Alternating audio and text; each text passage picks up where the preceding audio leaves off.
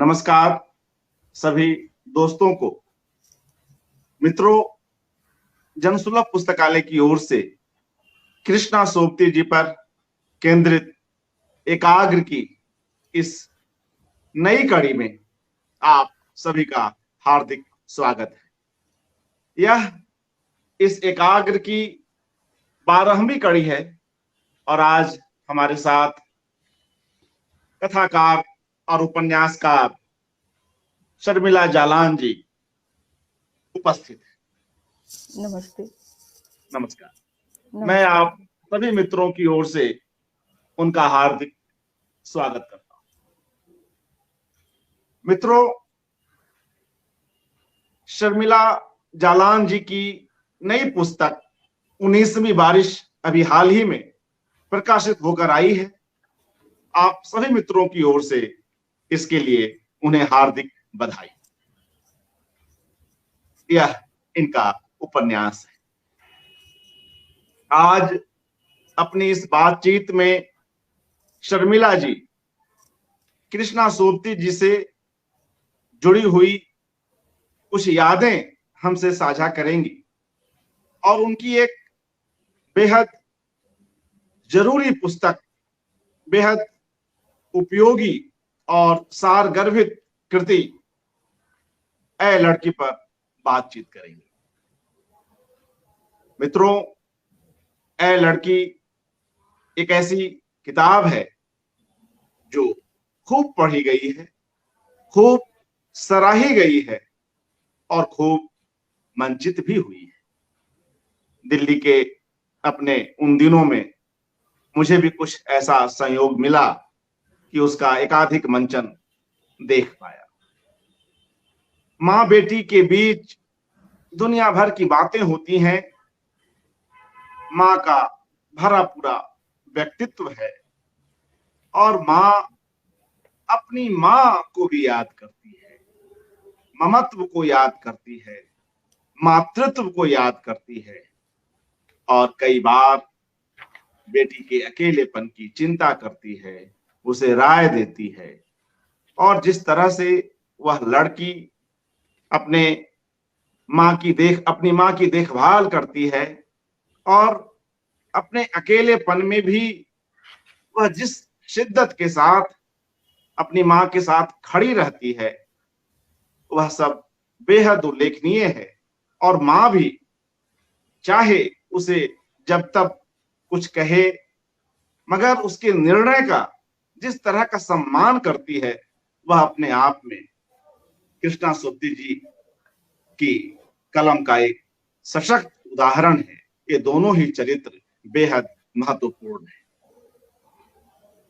साथ में एक वृद्ध और बीमार स्त्री के भीतर जो अलग अलग मनोभाव आते हैं, जो स्वप्न आते हैं, उन सबको भी बड़े ही करीने से, बड़े ही बारीक रूप में कृष्णा सोबती उकेरती है। और एक जगह तो ऐसा प्रसंग आता है जब लड़की की मां स्वप्न देखती है तो उसमें अपनी मां को देखती है, मां को दूध पिलाते हुए देखती है और उसे लगता है कि उस समय काश मैं कुछ और दूध पी ली होती। तो ऐसे कई बेहतरीन प्रसंगों, दार्शनिक विमर्शों से भरा पड़ा है यह उपन्यास और इस पर शर्मिला जी को सुनना निश्चय ही रोचक अनुभव होगा, महत्वपूर्ण होगा। और इस तरह से हम लोग अलग अलग पीढ़ियों के लोगों को सुनते हुए कृष्णा सोबती जी के रचनाकार के एक बड़े रेंज को भी समझ रहे हैं। उसका एक दूरगामी प्रभाव अलग अलग पीढ़ियों पर किस तरह से पड़ा है, इसे भी हमें समझने का एक मौका मिलेगा। तो आइए मित्रों, हम शर्मिला जी से अनुरोध करते हैं कि वे कृपया अपना वक्तव्य आरंभ करें। शर्मिला जालान जी, स्वागत। धन्यवाद अर्पण जी। आपने बहुत मेहनत की है और कितने कितने लोगों को जोड़ा है इस सिलसिले से। मैंने आपके सारे कार्यक्रम लगभग सोबती जी वाले अपनी समय और सुविधा से देखे हैं। कई वक्ताओं को सुना है, प्रयाग शुक्ल, सुकृता पॉल कुमार, रेखा सेठी, ए अरविंदाक्षन, रूपा सिंह, उदय भानु पांडे, विनोद शाही, मृदुला गर्ग और आपको भी सुना है। आपने कहा कि यह 12वीं कड़ी है और बहुत सारे लोगों ने बहुत सारी बातें कही और यह जानना बहुत सुखद है कि सोबती जी के काम का कैसा गहरा असर है लोगों के जहन में, लोगों के मन में, और लोगों ने कितना काम किया है। कई लोग आए और कई लोग कुछ कारणों से नहीं आ पाए हैं, लेकिन सभी का मन रहा होगा जो सोबती जी से जुड़े हुए हैं अपनी अपनी बातों को साझा करने का। जब हम लोगों से मिलते हैं, लोगों को सुनते हैं, तो एक दूसरे की सोच एक दूसरे पर रवा होती है और वे बातें ज़हन में आती जाती रहती है और वह अनुभव बहुत ही सुखद अनुभव होता है। सोबती जी के विभिन्न पक्षों को जानना हुआ जनसुलभ पुस्तकालय से, और मैं कल शाम तक यही सोच रही थी कि सबने बहुत सारी बातें कह दी, लगभग बहुत सारी बातें कह दी, तो मेरे पास ऐसी क्या बात है जो मैं कहने जा रही हूँ और आप लोग मुझे क्यों सुनने बैठे हैं। तो आप लोगों का बहुत आभार कि उसके बाद भी आप लोगों में इतना धीरज है, अर्पण कुमार जी में इतना धैर्य है कि आपने मुझे आमंत्रित किया। मैंने कोशिश की है कि कुछ बातें जो है जो कि शायद मेरे ही अनुभव हैं जो मैं आप लोगों से साझा करूं और शायद आप लोगों को सुनना सुखद लगे। सबसे पहले तो मैं ये बताना चाहूँगी, ये बात शेयर करना चाहूँगी कि मेरे लिए सोबती जी, मेरे जीवन में सोबती जी कब आई और मेरे लिए कृष्णा जी जो हैं क्या हैं, कृष्णा जी को मैंने पहली बार कब पढ़ा, कृष्णा जी के बारे में मैंने पहली बार कब जाना। जब मैं ये बातें सोचती हूँ तो मुझे 90 का दशक याद आता है। 91 में सोबती जी की पुस्तक ए लड़की, पहले हम लोग लंबी कहानी कहते थे, फिर उसे लघु उपन्यास भी कहा गया, तो वह आया और 90 के दशक में 91 में मैं कॉलेज में थी। उन दिनों समाजवादी चिंतक, 60 के दशक के कथाकार अशोक सेक्सेरिया से, जिसे 3-4 साल के बाद मेरा मिलना हुआ, भेंट हुई और उनके यहाँ पे मैं थोड़ा बहुत जाने लगी थी। तो जब मैं उनके यहाँ पर जाती तो वे कोई भी बात करते थे, उनकी बात में खट से सोबती जी का जिक्र आ जाता था और कहते थे कृष्णा जी को पढ़ो, कृष्णा जी को पढ़ना चाहिए, कृष्णा जी को पढ़ो। अशोक सेक्सेरिया जो हैं उनके बारे में कुछ लोग जानते हैं, लेकिन जनसुलभ के नए ऑडियंस जो उनको नहीं जानते हैं उनको मैं थोड़ा सा बता दूं कि अशोक सेक्सेरिया जो हैं उनकी एक पुस्तक वाग्देवी प्रकाशन से 2000 में आई है, लेखक की, और उनकी उम्दा कहानियां हैं। वे बहुत निर्मम थे अपनी कहानियों को लेकर और उन्हें अपनी कहानियां पसंद नहीं आती थी और दूसरों की भी कम पसंद आती थी। तो अशोक सेक्सेरिया के साथ में थे प्रबोध कुमार श्रीवास्तव, महेंद्र भल्ला। कृष्णा जी ने हम हशमत में इन लोगों को याद भी किया है, प्रयाग शुक्ल, तो इन लोगों को याद भी किया है और प्रयाग जी ने अपने संस्मरण में उस संस्मरण का भी जिक्र किया है। तो ऐसा हुआ कि अशोक जी साहित्य अदब की कोई भी बात करते थे, खट से सोबती जी का जिक्र आ जाता था और उनके मुंह से बादलों के घेरे सिक्का बदल गया है और ए लड़की का नाम निकलता। मैं कई बार उन नामों को सुनती रहती थी। मैंने बादलों के घेरे कहानी पढ़ी, सिक्का बदल गया कहानी भी पढ़ी और मैं शायद उन दिनों उस कहानी को उतना नहीं समझ पाई और मैं ये सोचती थी कि बार-बार अशोक जी सिक्का बदल गया बोलते हैं, कुछ उसके बारे में थोड़ा विस्तार से बताएं, लेकिन वो कहते थे पढ़ो और शाहनी, बस इतनी सी बात कहते थे, शाहनी, और कहते थे पढ़ो। तो ये इसका क्या अर्थ हुआ? लेकिन ये ज़रूर मुझे लग रहा था कि शायद वो कोई बात है उनके अंदर अमूर्त सी, या कुछ उनका जुड़ाव है उस कहानी से, वो कहानी उनके दिल के करीब है और वो उसका जिक्र करते हैं। फिर ए लड़की के बारे में बोलते थे। सिक्का बदल गया कहानी पर को मैं थोड़ा सा रिकैप करूंगी थोड़ी देर बाद। कुछ और बातें सोबती जी के बारे में मैं बताऊं जो कि अशोक जी हमें बताते थे। मैंने उन दिनों थोड़ा बहुत लिखना शुरू किया था, 1-2 कहानी मैं लिख रही थी। तो अशोक जी कहते थे कि स्त्री कथाकारों को मेरे प्रसंग में ही कहते थे सोपती जी को जरूर पढ़ना चाहिए, सोपती जी से जो है सीखना चाहिए कि किस तरह से कई ड्राफ्ट बनाए जाते हैं, भाषा को लेकर कितना काम होता है, और वो एक कर्मठ महिला हैं, अद्भुत महिला हैं। तो वो ऐसा मुझे ही कहते होंगे ऐसी बात नहीं है, जो भी नौसिखिया कथाकार आता होगा, नए लोग आते होंगे, युवा आते होंगे या प्रौढ़ भी, वे सभी को ये जरूर कहते रहे होंगे। उनका एक प्रिय शब्द था अद्भुत। तो अद्भुत हैं वो वे, और उनके बारे में वो बताते रहते थे। उनकी बात जब करते थे तो उनके मन में बहुत उनके लिए आदर का भाव था, और उनके लेखन में जो फेमिनिज्म है उसके वे बहुत ज़्यादा प्रशंसक थे। तो सोपती जी को पढ़ो, सोपती जी को पढ़ना चाहिए, ऐसा जब उन्होंने कहा, बार बार कहा, तो मेरी आंखें बड़ी हुई और मैंने देखा कि अशोक जी ने एक दीपक जला दिया, एक दिया जला दिया मन के अंदर सोपती जी का, और ये भी कहा कि सोपती जी को गंभीरता से पढ़ना चाहिए, और अदब में जिस संजीदगी की दरकार होती है वह उनके यहाँ है, कृष्णा जी के यहाँ पे। उनका कहने का मतलब यह भी होता था कि खाली साहित्य की बुनियाद पर खड़ा है उनका लिखना, और उनके लिखे को, उनके व्यक्तित्व को जानने और समझने में समय लगेगा, इसलिए धीरे धीरे उन्हें पढ़ना चाहिए। वे उनकी ठसक की बात करते थे कि उनमें किस तरह से ठसक थी।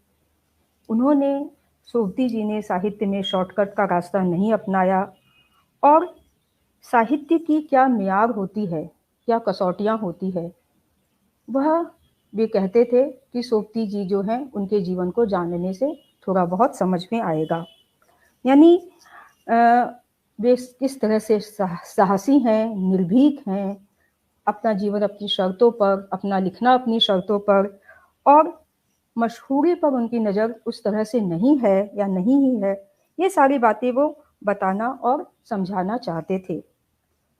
वे कहते थे कि वह किस तरह से चौकन्नी है और स्वाभिमान उनके साहित्य में किस तरह से भरा हुआ है।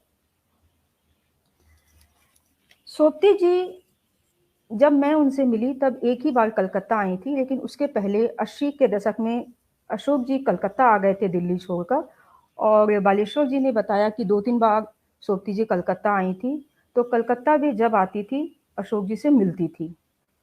1999 में पहली बार जब मैं उनको देख पाई सोपती जी को, और वे कलकत्ता जब आई थी तो 16 लॉर्ड सिन्हा रोड में उनके साथ समय तय हुआ था। उन्होंने फ़ोन पर अशोक जी को कहा था कि मैं आऊँगी मिलने के लिए। भारतीय भाषा परिषद में एक सेमिनार था, मैं और मेरा समय, उस पर उन्होंने अपना व्याख्यान दिया था, और अशोक जी से 27 जनवरी का समय तय हुआ था कि वो आने वाली है।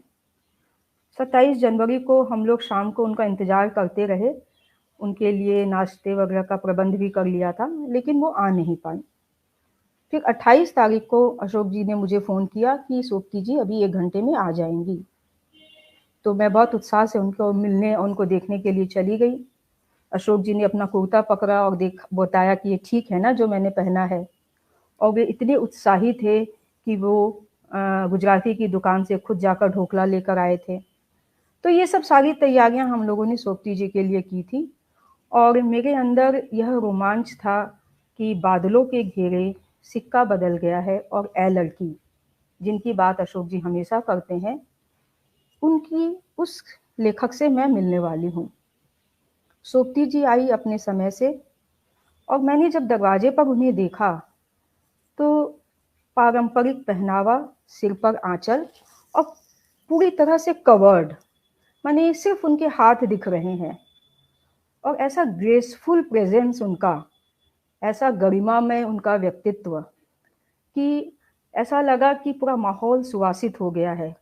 और वो सुवासित थी भी, इत्र भी था उन्होंने लगाया हुआ, और वो आई और आके ऐसे गले बांध घाल के अशोक जी से उन्होंने वो मिली, जैसा कि मैंने सुना था कि वो गले लग के मिलती हैं। तो गले लग के दोनों, यानी दो कथाकार, अशोक जी अपने समय के कथाकार और सोपती जी एक बड़ी कथाकार, दो कथाकार जो कि दिल्ली में जिनकी मुलाकातें होती थी, जो मित्र रहे, और वे 16 लॉर्ड सिन्हा रोड में 28 जनवरी को वो लोग एक दूसरे से गले लग के मिल रहे हैं। यह बहुत ही सुंदर और अलौकिक दृश्य था। दूसरे दिन जब मैं आई थी, शाम हो गया था, और उस समय जब मैंने थोड़ा सा खिड़की के बाहर देखा तो मैंने देखा कि चांद निकला हुआ है, और उस दिन ब्लू मून था। ब्लू मून यानी जो अतिरिक्त चांद होता है, एक महीने में 2 पूर्णिमा जो आती है, तो यह एक ब्लू मून के तरह ही सारा कुछ था हमारे लिए और मेरे लिए विशेषकर। तो सोपती जी मेरे मन में उसी रूप में, जो कि आपने तस्वीर देखी, वो उसी तरह से गरिमा में उनका व्यक्तित्व मेरे मन में वो छवि बसी हुई है। मैंने कभी सोपती जी से एक वाक्य भी अपने जीवन में बात नहीं की, क्योंकि मैं दिल्ली उस तरह से नहीं जाती हूँ। कलकत्ता ही मेरा बहुत ज़्यादा समय रहना हुआ है और रहती हूँ, और दिल्ली जाने के बाद साहित्यकारों से मिलना ऐसा मैं नहीं कर पाती हूँ। तो मेरे लिए यह मेरा एक सौभाग्य था और अलौकिक एक वो दृश्य था कि मैं सोपती जी को देख पाई, और अशोक जी की सोहबत करते हुए मैं सोबती जी की सोहबत कर पा रही हूँ। यह एक एहसास मुझे आलोकित कर रहा था अंदर ही अंदर। उसके बाद मैंने यह जो मुलाकात थी उसका जिक्र पत्र में अशोक जी के खास मित्र 60 के दशक के कथाकार प्रबोध कुमार, जिनके बारे में सोपती जी ने हम हशमत में लिखा है, प्रयाग जी के बारे में, प्रबोध जी के बारे में और अशोक जी के बारे में, उन तीनों के बारे में लिखा है। तो मैंने प्रबोध कुमार, जिन पर अभी हम लम्ही पत्रिका का एक विशेष अंक निकला है, विजय राय जी ने एक विशेष अंक लम्ही पत्रिका का निकाला है, जिसमें मेरा संस्मरण और बहुत सारे लोगों के संस्मरण हैं, उसमें कुछ पत्र भी हैं। तो मैंने प्रबोध जी को पत्र लिखकर इस सारे दृश्य का वर्णन किया, और वो बहुत उनके लिए सुखद अनुभव था यह जानना कि कलकत्ते में 16 लॉर्ड सिन्हा रोड में अशोक जी की सोपती जी से मुलाकात हुई है। तो वह जो मुलाकात थी, वह मुलाकात मुझे याद है, इसलिए भी याद है कि सोपती जी बीच में बैठी हुई थी, कृष्णा जी, और एक बच्ची जो तस्वीर में बैठी हुई है उसका नाम है वसुधा, वो अशोक जी की ग्रैंड डॉटर हैं। तो वो अपनी कुछ कहानियाँ और चित्र लेकर आ गई और वो दिखाने लगी सोपती जी को। तो कृष्णा जी कुछ बातें बताने लगी और फिर उन्होंने कहा, तुम्हें पता है हमारे घर में तहखाने हुआ करते थे और मैं हमेशा तहखानों में जाकर खड़ी हो जाती थी। तो रोज मैं तहखाने के पास जाके खड़ी होती तो मेरी माँ कहती, तुम यहाँ रोज आके क्यों खड़ी होती हो? तो मैं कहती कि मैं तहखाने को देखना चाहती हूँ। तो माँ ने कहा, जिन्हें तहखाने देखने होते हैं वो अंदर जाके देखते हैं, बाहर से नहीं देखते। तो उन्होंने कहा कि अंदर तो सांप और बिच्छू और बहुत सारे जानवर हैं। तो वो जो उनका जो भाषा का उतार चढ़ाव, उनकी जो आवाज़ थी और उनका जो बोलना था, वो एक अलौकिक दृश्य था। और तहखाना शब्द जो उन्होंने कहा, वो तहखाना शब्द मेरे अंदर आ गया। और जब 20 साल के बाद, अभी मैंने 3 साल पहले एक उपन्यास जब शुरू किया, 19वीं बारिश, तो मुझे पता ही नहीं कैसे वो शब्द मेरे लिखे में आ गया। तो जब हम एक दूसरे से मिलते हैं, बात करते हैं, एक दूसरे की बातें कान में पड़ती है, तो कुछ चीज़ें हमारी गिरह में आ जाती है। जैसे सोपती जी ने बहुत जो भी लिखा मैंने सब पढ़ा, लेकिन बादलों के घेरे में सिक्का बदल गया है और ए लड़की, ये 3 कहानियाँ मेरे गिरह में आ गई। अशोक जी ने जब बार बार उस पर बात की और बात नहीं की, सिर्फ उसका नाम लिया, तो ये 3 कहानियाँ और तहखाना, ये शब्द मेरे गिरह में आ गए। उसके बाद ऐसा हुआ कि मैंने एमए किया और एमफिल में करना चाह रही थी। तो अशोक जी ने मुझे सुझाया कि कृष्णा सोबती पर कर सकती हो। तो कृष्णा सोबती के उपन्यासों में परिवार और स्त्री, इस विषय पर मैंने एमफिल किया। उसका ये सोबती जी पर करना है, ये अशोक जी ने बताया, और जो विषय था वो हमारे रिसर्च गाइड जो थे उन्होंने तय किया। मैं डिजर्टेशन की बात बिल्कुल भी नहीं करूँगी, क्योंकि वो एक एकेडमिक है राइटर और वो अनुशासन ऐसा होता है कि जब मैं खुद अपना डिजर्टेशन खोल कर बैठती हूँ तो मुझे बहुत ऊब होती है उस भाषा से और वो लिखे हुए से। तो वो एक ऐसी चीज़ हो जाती है कि उसमें बाद में जो है वो आनंद नहीं आता है पढ़ने में। लेकिन मैंने उन दिनों एमफिल करते हुए उनके उपन्यासों को पढ़ा, उनके उपन्यासों को समझने की कोशिश की। आज भी मैं समझ पाई हूँ मुझे नहीं पता, क्योंकि मैं जब सभी वक्ताओं को सुन रही थी तो मुझे ऐसा लग रहा था कि कितनी नई बातें मुझे मालूम हो गई है जो कि मुझे मालूम नहीं थी। तो इस तरह से ऐसा हुआ कि मैंने वो एमफिल उनके ऊपर की और बाद में पीएचडी मैंने नहीं की, किन्हीं कारणों से पीएचडी मेरी नहीं हुई। तो मैं ये सोचती थी कि सिक्का बदल गया है, पर जो बात अशोक जी कहते हैं सिक्का बदल गया है और शाहनी को जानो, इतनी सी बात कह के वो छोड़ देते थे। तो मैं ये सोचती थी कि आखिर सिक्का बदल गया है में ऐसा क्या है जो कि अशोक जी इसकी जिक्र करते हैं। मैं अपने ऑडियंस के लिए थोड़ी सी ये कहानी रिकैप कर रही हूँ, क्योंकि ऐसे आप लोग जानते हैं मुझे पता है, फिर भी पाकिस्तान का एक गांव है और वहाँ जमींदारी है। जमींदार शाह साहब जो हैं वो नहीं रहे, शाहनी है।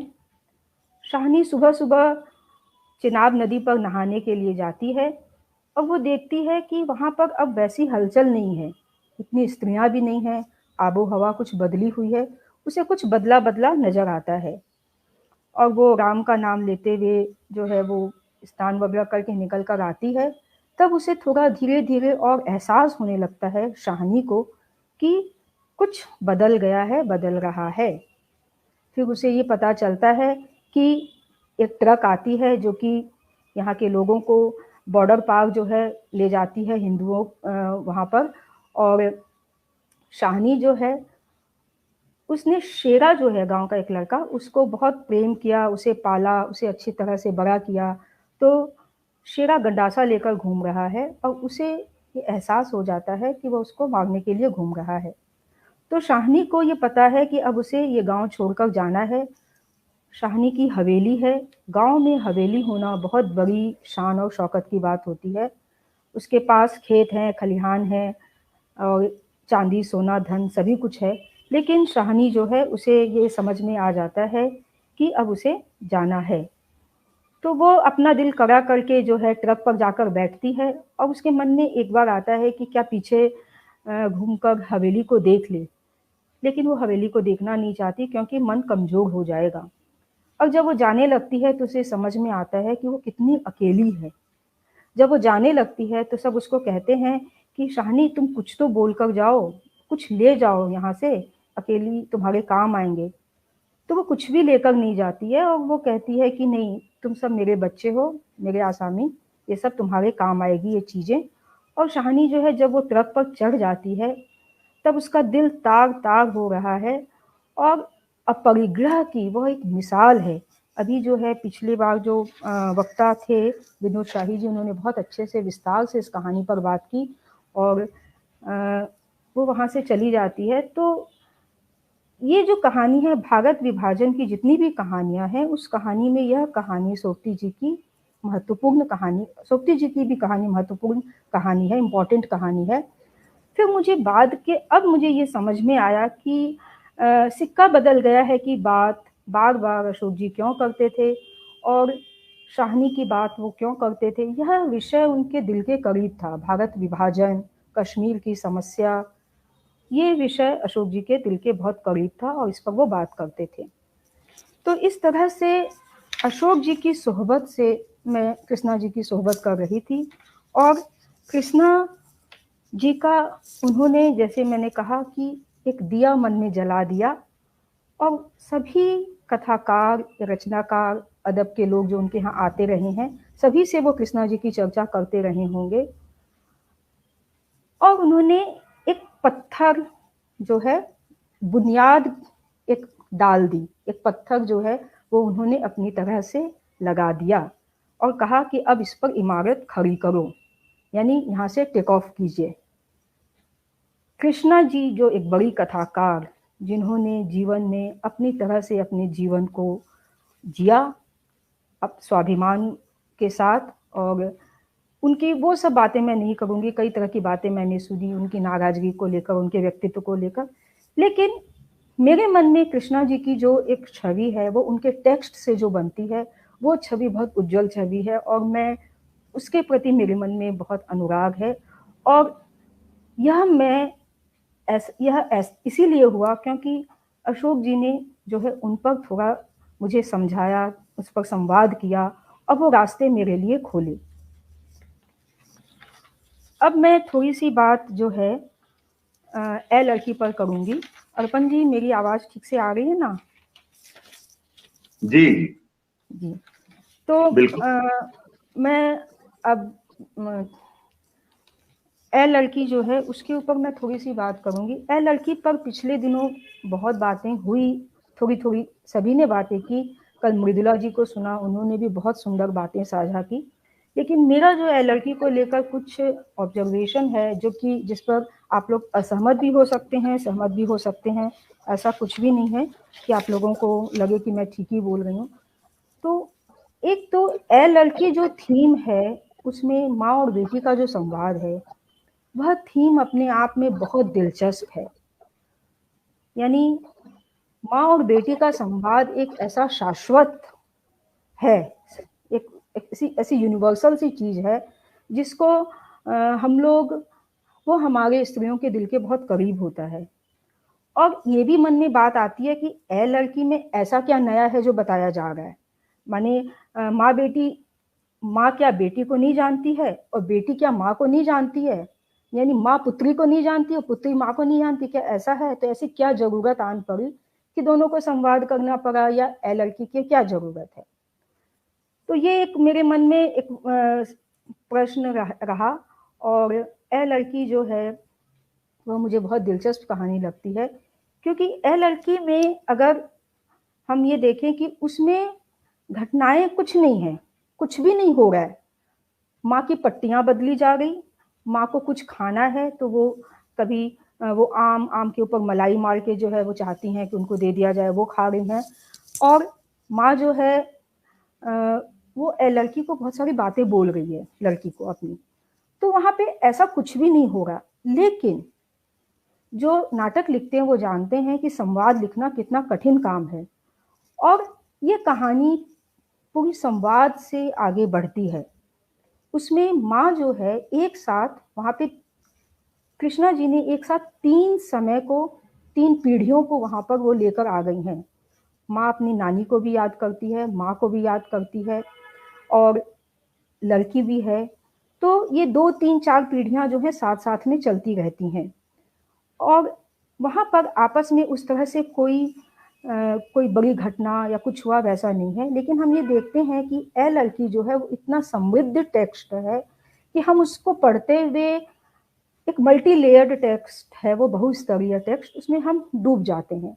तो आखिर वो क्या है?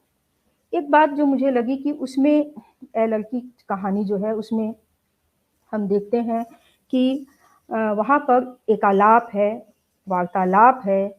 वहाँ पर तरह तरह की बातें हो गई है, प्रकृति की बात हो गई है, यात्रा की बात हो गई है, व्यंजन की, खाने की, और मेवों की बात हो रही है। उसके अलावा दर्शन वहाँ पर आता है वाक्यों में। हर वाक्य, कई बार कई ऐसे वाक्य आते हैं जिसमें जीवन दर्शन है, पूरी फिलॉसफी आती है।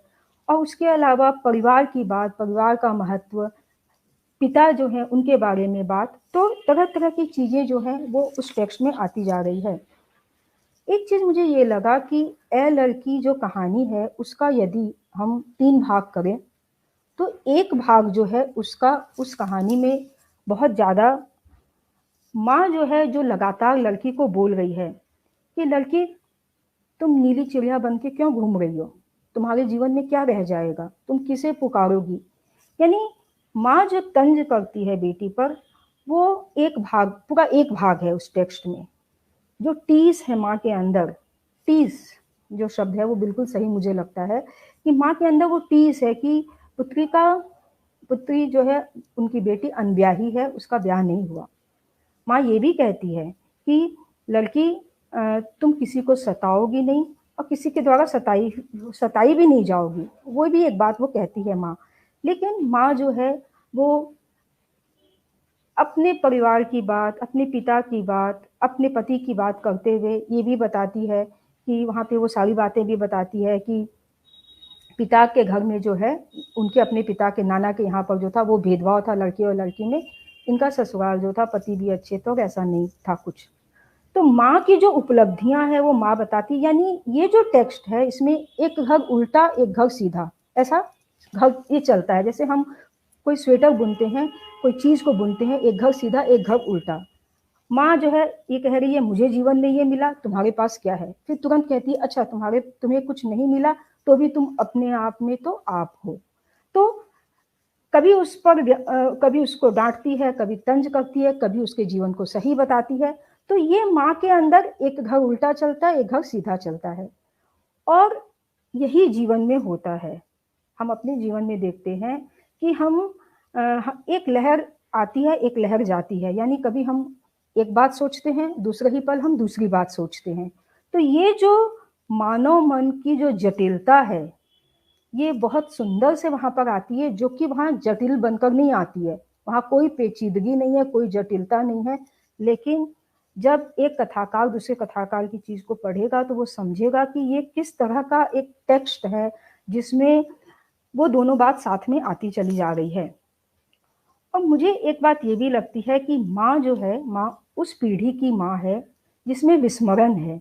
यानी अभी कुछ दिनों पहले मैंने गगन गिल की एक पुस्तक देह की मुंडेर पर पढ़ी थी, और उसमें मैंने देखा कि उनका एक 14 पन्ने का लेख है ऋषिका महादेवी के ऊपर, जिसमें अंत में वो महादेवी को कोट करती हैं, और मैं वो कोटेशन पढ़ रही हूँ आप लोगों के लिए।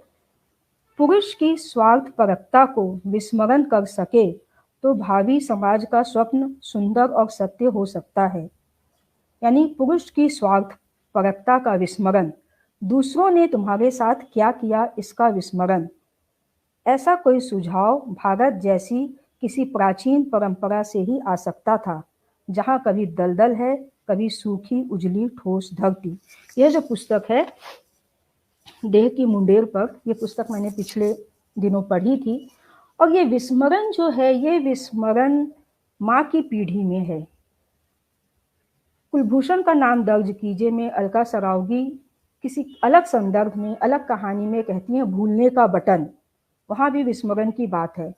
मनु भंडारी पर अभी जब मैंने आलेख लिखा तो उसमें उसके पहले मैंने मन्नू जी जो अपनी माँ पर संस्मरण लिखती हैं, उसमें वो माँ को कहती है माँ तुमने इतना कैसे सहा, सीढ़ियों पर बैठी रही 6 महीने, तुमने इतना क्यों सहा। माँ को कुछ याद ही नहीं है, माँ कहती है वो जमाना ही वैसा था। माँ में विस्मरण है। तो ये जो विस्मरण था उस पीढ़ी में, ये मूल्य थे उस पीढ़ी के, जो कि उस पीढ़ी में, उसके बाद की पीढ़ी में, लेकिन अभी की पीढ़ी में वो विस्मरण नहीं है। इसलिए शायद कि और अराजक स्थितियां ज्यादा होती हैं, जैसा कि थोड़ा सा मुझे समझ में आ रहा है। तो एक ये बात मुझे लगी ए लड़की के संदर्भ में। दूसरी बात मुझे ए लड़की में जब वो कहती है माँ को, कि माँ कहती है बेटी को कि जब तुम किसी को पुकारोगी, जरूरत पड़ने पर आवाज किसे दोगी, तुम तो परिवार के घेरे के बाहर खड़ी हो, तुम्हें जरूरत पड़ेगी तो तुम किसे आवाज दोगी। लड़की कहती है जो मुझे आवाज देगा मैं उसे आवाज दूंगी। जो मुझे आवाज देगा, तो ये जो कौन है? शटल ढंग से क्या सोबती जी ये कहना चाहती हैं ए लड़की की प्रतीक्षा, इसका अगर दूसरा शीर्षक हम लोग दें तो क्या मैं उसका ये शीर्षक देने की इजाजत ले सकती हूँ सोबती जी से, ए लड़की की प्रतीक्षा? यानी जीवन में किसी के आने की प्रतीक्षा, किसके आने की? कोई ऐसा प्रेम, कोई ऐसा भाव, कोई ऐसा अनुराग आने की प्रतीक्षा जो कि सच्चा भाव हो, जिस पर लड़की को आस्था हो। ए लड़की की लड़की जो है उसको जिस पर आस्था हो।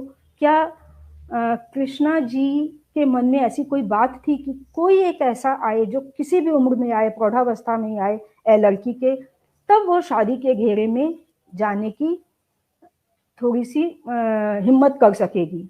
यानी ए लड़की के मन में माँ का जो जीवन है उस जीवन को चुनने की इच्छा नहीं है, पारंपरिक जीवन को चुनने की, पारंपरिक जीवन में जाने की। तो आखिर उसके मन में क्या है? तो जब वो कहती है जो मुझे आवाज देगा, ये जो क्या किसी का इंतजार है, और वो इंतजार क्या कोई यानी ए लड़की की प्रतीक्षा, ये एक बात मुझे थोड़ी सी लग रही थी कि ए लड़की में शायद ये बात है। और मुझे ऐसा लगा कि ए लड़की जो टेक्स्ट है वो अपने आप में हमें एक पारंपरिक समाज से जोड़ता है, जहाँ पर हमारा अपना मन बहुत ज़्यादा है। हम आधुनिक हुए हैं, और जैसे सोप्ती जी की अगर बात करूँ तो कृष्णा जी के कहानियाँ या उपन्यास में, मन्नू जी की कहानियों में जैसे एक मध्यवर्गीय कामकाजी महिला आती है जो दोहरी भूमिका निभाते हुए लहूलुहान होती है, वैसी स्त्री नहीं आती उनके उसमें। लेकिन वो जो पारंपरिक स्त्री आती है, वो पारंपरिक जीवन भले ही जो नए लोग हैं वो नहीं जी रहे हैं, लेकिन उन्होंने वो पारंपरिक जीवन पर से ही वो निकले हैं, और उनके मन में वो पारंपरिक जीवन बहुत ज़्यादा है। तो ए लड़की की माँ का जो जीवन है, वो उसमें जो वैभव है, उसमें जो लगाव है, उसमें जो अनुराग है, और उसमें जो एक समृद्धि का भाव है कि मुझे कितना कुछ मिला, और मिला भी। पिता भी, उनके पति भी अच्छे थे, जैसा अम्मू बताती हैं। और अम्मू जो हैं वो उन्होंने ये वो क्या नहीं किया, इनका मन था कि मैं चट्टानों पर जो है लेट कर आकाश को देखूं, या मैं पहाड़ों पर घूम सकूं, वो नहीं किया। लेकिन जो किया उसके लिए उनके मन में कितना ज़्यादा एक आनंद से वो सारी चीज़ों को शेयर करती है। तो ये जो एक मोज़ैक वाली जो बात, कल्चर जो मतलब होता है, टेक्स्ट होता है कि हर तरह की बात उसमें जो है हमें दिखाई पड़ती है, और हम उसमें से तरह तरह की चीज़ों को ग्रहण करते चले जाते हैं। तो इस तरह से ए लड़की जो है, मुझे बहुत ही हैरानी होती है जब मैं पढ़ती हूँ कि सिर्फ संवाद में, और माँ का संवाद उसमें ज़्यादा है, बेटी जो है वो कम बोलती है, थोड़ा बोलती है, लेकिन वो जितना भी बोलती है उससे उसका सारी बातें हमें समझ में आती है। और ये भी समझ में आता है कि बेटी जो है उसके और माँ के बीच में जो है, माने वो क्या बोलेगी, वो अपने जीवन में वो जो कर रही है, वो जहाँ पर खड़ी है वहाँ के बारे में कोई भी बातें जो है वो माँ से नहीं कर रही, या तो माँ समझेंगी नहीं, या फिर उसके पास ऐसा कुछ नहीं है जो वो माँ से शेयर करे। तो उसके मन, उस टेक्स्ट में एक ए लड़की का जो रीतापन है, वो रीतापन हमारे मन में भी उतरता है, और माँ की जो टीस है, अम्मू की जो टीस है, वो हमारे मन में भी एक टीस बनकर उतरती है कि ए लड़की जो है वो अपने आप में तो आप है, लेकिन है तो अकेली। तो इस तरह से ये तरह तरह की बातें होती है मन में। मैं कोई ऐसे आदर्श कोई चीज यही सही है और यही गलत है, ऐसी कोई चीज जीवन में भी नहीं होती कि सब कुछ बिल्कुल सही है, सब कुछ बिल्कुल गलत है। लेकिन ये जो तरह तरह की चीजें हमारे अंदर जो चलती है, वो तरह तरह की चीजें, ए लड़की जो है वो एक कहानी में चल गई है, जबकि ये कहानी है, कोई नाटक नहीं है।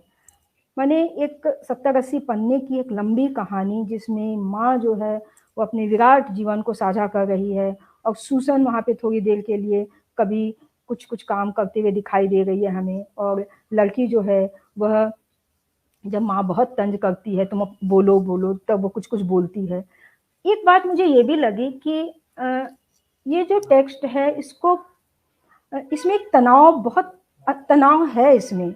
अब कोई और कथाकार उसे लिखता तो शायद बहुत बहुत टेंस्ड वातावरण भी हो सकता था, तनाव वाला। यानी हम किसी को कहें, हम अपने बच्चों को कहें, अपनी बेटी को कहें, तुम क्या हो, तुम क्या हो, ये अपने आप में ही एक ऐसा वाक्य है कि पूरे अस्तित्व को हिलाकर रख दे।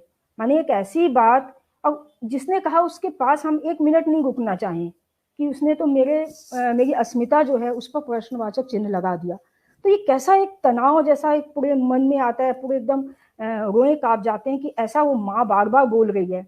लेकिन पुत्री में जो धीरज है, जो कृष्णा जी ने जिस तरह से बनाया है, और हम ये देखते हैं कि किस तरह से वह जो टेक्स्ट है, वह टेक्स्ट हमें कहीं पर भी हमारे मन में कोई कलह, या हमारे मन में कोई तनाव, या कोई उस तरह की कोई भी चीज को पैदा नहीं कर रहा है। वह जो टेक्स्ट है, वह टेक्स्ट एक बहुत ही हम संतुलित एक सोच और संतुलित दृष्टि को बनाकर अपनी तरह से अम्मू के बारे में कुछ सोचकर, अपनी तरह से एलर्की के बारे में कुछ सोचकर उस टेक्स्ट में से बाहर निकलते हैं। तो यह जो है, यह कला की खूबसूरती है, यह कृष्णा जी की खूबसूरती है और यह उस भाषा की खूबसूरती है जिसमें कई बार ऐसे ऐसे वाक्य आते हैं जिसमें कि पूरा का पूरा दर्शन है। यानी कई बार जब उन्होंने, कृष्णा जी ने मुक्ति बोध पर लिखा तो कई लोगों ने कहा कि है ना, किसी भी गद्यकार ने कवि पर नहीं लिखा। तो मुझे ऐसा लगता है कि कृष्णा जी के अंदर एक कवि भी है, वो जरूर लिखेंगी, लिखती ही वो, क्योंकि उनके जो सधे हुए वाक्य होते हैं उस वाक्य में बहुत सारी बातें होती हैं। तो वो उनका कवि मन ही है जो कि गद्य को भी रच रहा है। तो ये तमाम तरह के मेरे जो अनुभव रहे, वो अनुभव मैंने आप लोगों से साझा किए और मैं ऐसा बिल्कुल भी नहीं कहूँगी कि आप लोग मुझसे सहमत हों, लेकिन ए लड़की को पढ़ते हुए मुझे ये बातें समझ में आई। और ए लड़की को मैंने इसलिए ही पढ़ा कि अशोक जी बार बार ये 3 कहानियों का नाम लेते थे। बादलों के घेरे की बात मैं अभी नहीं करूँगी, लेकिन सिक्का बदल गया है, और सिक्का बदल गया है ये हम अपने जीवन में, ये हमारे साथ हमेशा चलता है। ये वाक्य जो है हमारे साथ, हमारे जीवन में कभी किसी के साथ, कभी किसी के साथ हम देखते हैं कि उसका सिक्का बदल गया है और हमें खट से वो कहानी याद आती है जो कि भारत के विभाजन पर एक बहुत मार्मिक कहानी है। तो कैसे एक लेखक दूसरे लेखक की बात करके उसके कुछ चीज़ों को हमें दे देता है। यह मेरी एक बहुत बड़ी उपलब्धि रही कि सोप्ती जी की कुछ कहानियाँ मेरी गिरह में आ गई और बाद में मैंने दूसरी जो रचनाओं को उनकी पढ़ा, उस पर एक अलग, बहुत विस्तार से अलग तरह से बात हो सकती है। लेकिन फिलहाल मैं अर्पण जी कुछ और आप बोलें। जी मित्रों, एक अंश मैं यहाँ पर रखता हूँ, बहुत ही महत्वपूर्ण अंश है और जिसकी बात शर्मिला जालान जी ने की कि कैसे इनमें, इन अंशों में, इस पूरे गद्य में, इस पूरी कथा में जीवन का दर्शन है। वह कई जगहों पर या अधिकांश जगहों पर संवादों के माध्यम से आता है। तो उपन्यास की शुरुआत में ही कुछ एक पृष्ठों बाद ही यह एक अंश है जिसे आप सुने। और कृष्णा सोबती किस तरह अम्मी के माध्यम से जीवन के सहज दर्शन को रखती हैं, बेहद प्यारी और खनकदार भाषा में। अम्मी जब नर्स उनसे दूर चली जाती है, जब बेटी घर में ही सही अलग अलग कामों में लग जाती है, जब वह अकेले होती है, तो एक बीमार व्यक्ति जिसके पास एक पूरी वंश परंपरा है और उसका गौरव भी है, उसके बावजूद वह अपनी बीमारी से भी जूझ रही है और उसके भी कई करुण दृश्य आए हैं। उसका भी एक अंश सुनाऊंगा, पहले इसको सुनिए। ख्यालों में अम्मी क्या सोचती है। कृष्णा जी लिखती हैं, पहले इंसान बनाता है, जमा करता है, यह मेरा है, यह भी मेरा है, फिर धीरे धीरे मुट्ठी खुल जाती है, सब सरकने लगता है। देह तो एक वर्ण है, पहना तो इस लोक में चले आए, उतार दिया तो परलोक, परलोक दूसरों का लोक, अपना नहीं।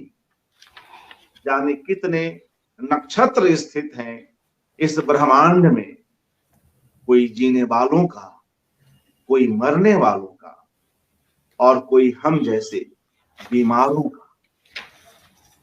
सुसन मेरी बात सुन, और ख्यालों में भी किसी न किसी से बात कर रही होती है, कभी अपनी बेटी से, कभी अपनी नर्स से। सुसन मेरी बात सुन, यह बुढ़ापा आदमी की सारी शोभा खींच लेता है। जिस पर भी उतरे यह समय बहुत बुरा। और फिर अम्मी फुसफुसाकर अपने से ही कहती है, उसे भी सुनिए, जिसमें चिकित्सा से संबंधित तमाम विवरण आते हैं।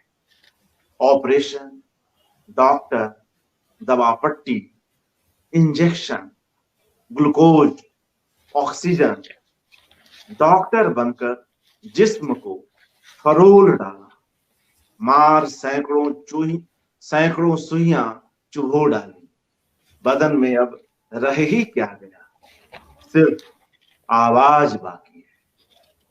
छत को देखते रहो या आंखें मूंदे अपने पिछवाड़े को। कभी तो ऐसा भासता है ज्यों किन्हीं तहखानों में जा उतरी हूं। पुरानी से पुरानी परछाई आंखों में घूम जाती है।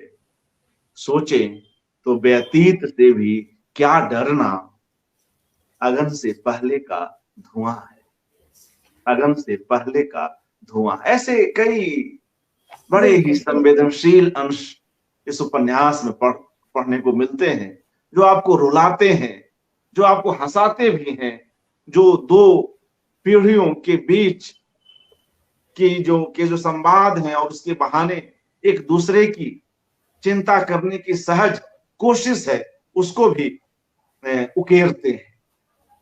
एक और अंश पढ़कर मैं वापस चाहूंगा कि शर्मिला जी कुछ और बोलें।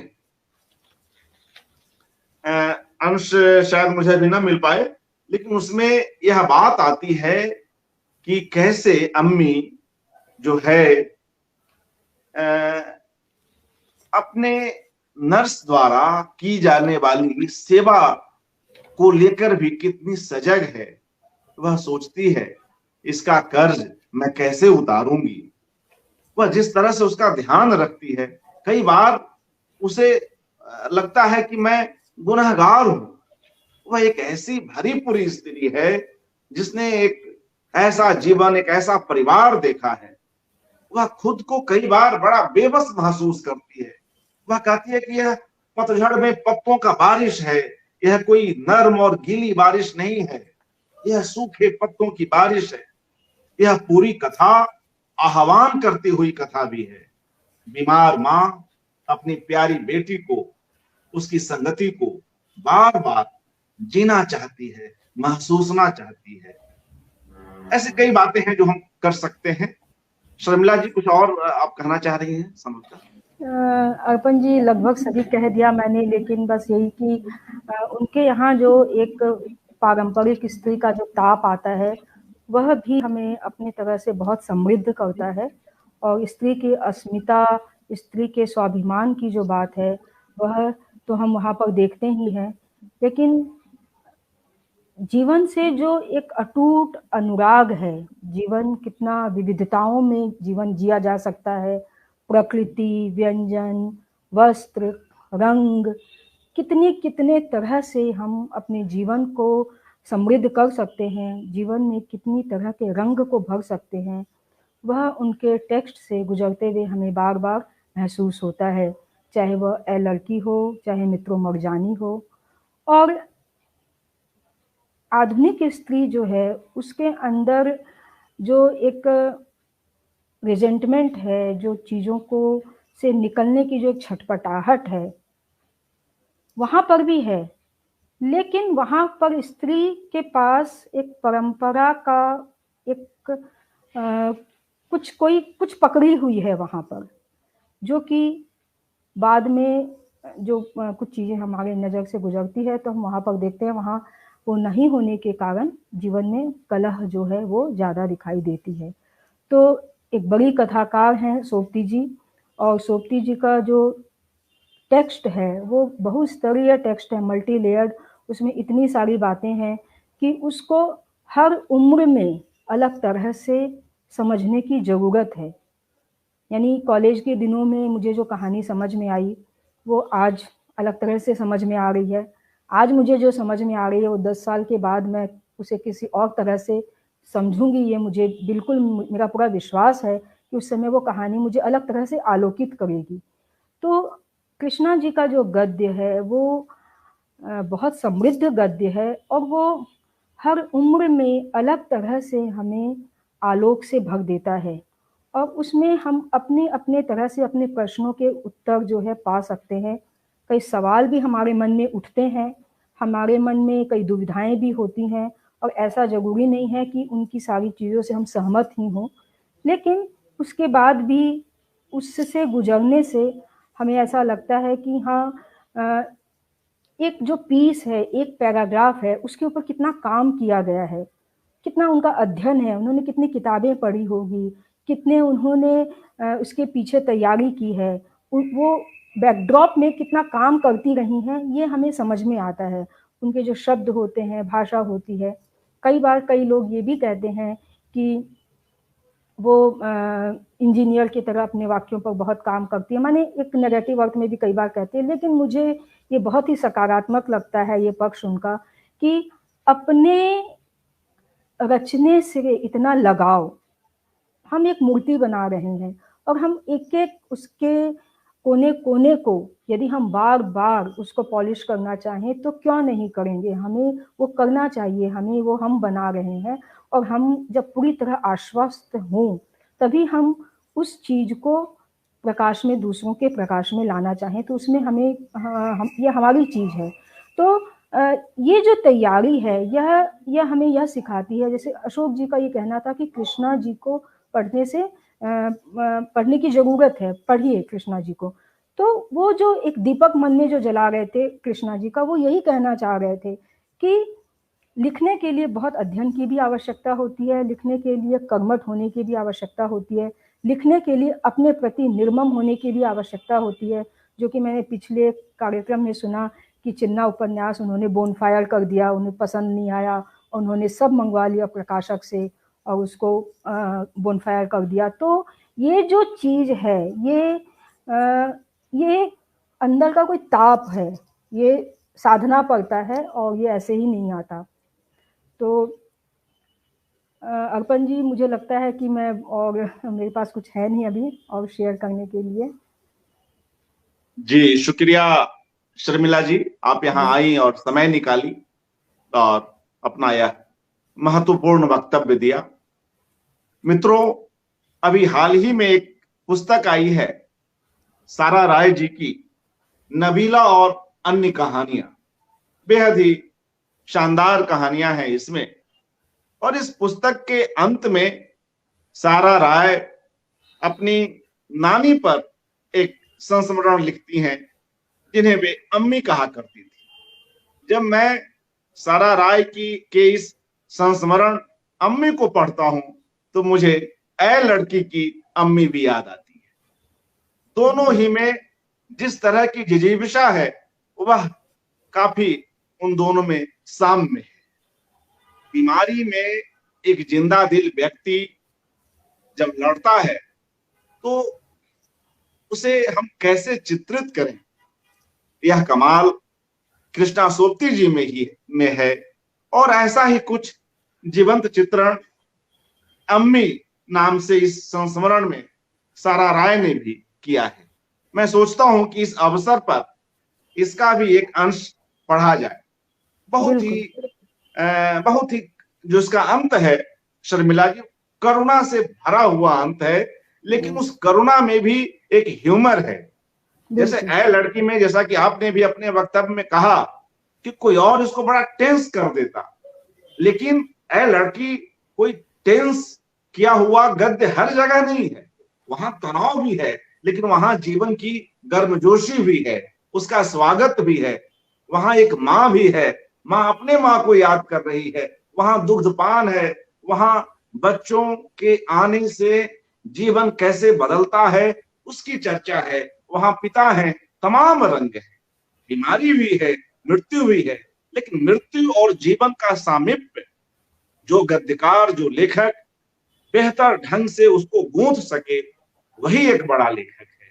यहाँ भी उस ह्यूमर के साथ यह अंश है बड़ा कमाल का। पूरा यह संस्मरण ही कमाल का है। मैं एक सुनाता हूं और इसके बाद हम लोग जो है इस बातचीत को समाप्त करेंगे। सारा राय लिखती हैं, अम्मी की नाक में खाने की नली फंसी थी। यहाँ भी ग्लूकोज है, हाथ में ग्लूकोज और दवा चढ़ाने के लिए दूसरी नली लगी थी। वह उठकर बैठ नहीं सकती थी और साबुत खाना उन्हें दिया नहीं जा सकता था। फिर भी डॉक्टर को देखकर उनकी आंखों में एक बारगी चमक आई। वह डॉक्टर भी बंगाल का ही। मासूमियत से उन्होंने डॉक्टर घोष से पूछा, डॉक्टर साहब, क्या मैं चिनिया बादाम खा सकती हूँ? एक जिसके नाक में नली घुसी हुई, देखिए वह स्थिति क्या कर रही है। डॉक्टर साहब, क्या मैं चिनिया बादाम खा सकती हूँ? डॉक्टर ने उनका चेहरा ताज्जुब से देखा, उनकी यह हालत और चिनिया बादाम की फरमाइश। नहीं नहीं, वे बोले, चिनिया बादाम तो बिल्कुल नहीं खा सकता। बंगाली है तो उसको ही, उस टोन को ही पकड़ा है सारा दिन। चिनिया बादाम तो बिल्कुल नहीं खा सकता, चिनिया बादाम खाएगा तो मर जाएगा। और ये अंतिम वाक्य देखिए, अम्मी ने डॉक्टर का कहना माना और चिनिया बादाम बिल्कुल नहीं खाया। मगर चिनिया बादाम बिना खाए हुए भी वह 10 फरवरी 1985 को मर गई। तो इस तरह से मित्रों, हर पीढ़ी में ऐसे लेखक होते हैं जो जीवन और मृत्यु की कथा को कहते हुए कैसे अलग अलग अवसरों पर ह्यूमर ढूंढ लेते हैं, जीवन का रस ढूंढ लेते हैं। कल मृदुला गर्ग भी कह रही थी कि हम तो उत्सवों को मनाने वाले लोग हैं, हमारे यहाँ जीवन भी उत्सव है, हमारे यहाँ मृत्यु भी उत्सव है। और जब कोई भरा पूरा व्यक्तित्व इस तरह की शैया पर बैठा हुआ बातें करता है, तो उन बातों में जैसे अनुभव आते हैं। और ये संवाद जो कहीं ना कहीं कथा के साथ साथ नाटक के पूरे गुण से भरी हुई कथा है। और तभी तो देवेंद्र राज अंकुर ने इसकी इतनी कथा प्रस्तुतियां की, इतने इसके शो किए, नाट्य रूपांतरण इसके इतने हुए। तो यह सब एक बड़ी कृति की सफलता है, मैं यही कहूंगा। और एक बार पुनः आप सभी मित्रों का जो इस कार्यक्रम को देख रहे हैं और शर्मिला जी का हार्दिक धन्यवाद कि आप लोग समय निकाले। शुक्रिया। शुक्रिया अर्पण जी।